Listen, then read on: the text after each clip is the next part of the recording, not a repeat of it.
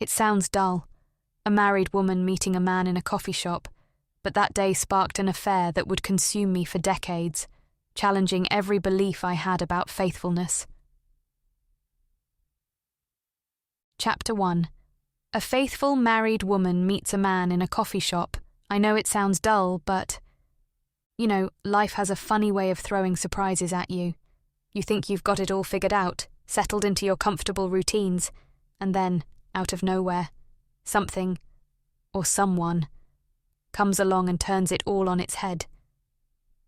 It was my 5th wedding anniversary, and there I was, sitting alone in a quaint little coffee shop in the heart of town. I know what you're thinking, a coffee shop of all places. But trust me, there was something about this place. It had this old-world charm, with mismatched furniture and a bell that jingled every time someone walked in. My husband, Michael, he's a good man, but always caught up in work. That day, he was away on another business trip, and there I was, sipping my cappuccino, staring out of the window, lost in thoughts. 5 years of marriage, and it already felt like a lifetime.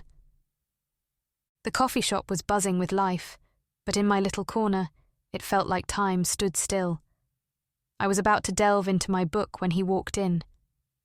You know the type, tall, dark, and intriguing.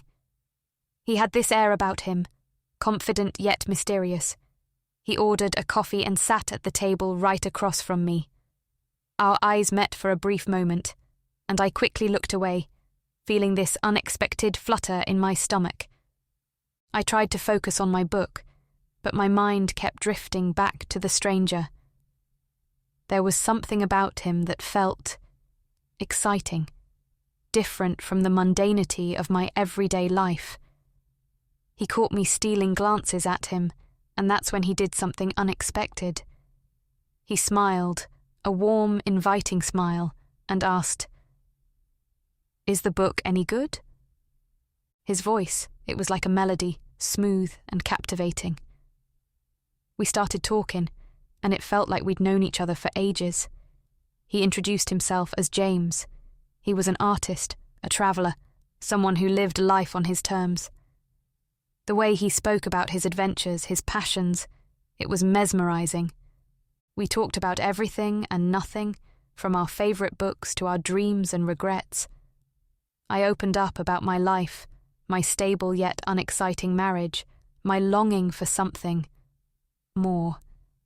It was like he understood me, saw right through me. It was thrilling and terrifying at the same time. The hours flew by, and before we knew it, the coffee shop was closing. We stepped outside into the chilly evening air, and that's when he said, "I'm in town every year around this time.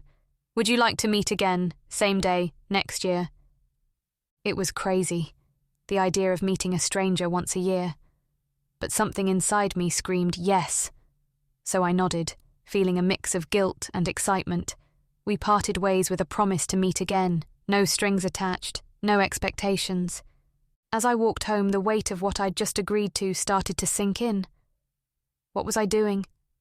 I was a married woman, for heaven's sake. But the thought of seeing James again, it was like a spark in my otherwise dull life. I got home to an empty house, and as I lay in bed that night, my mind was a whirlwind of emotions.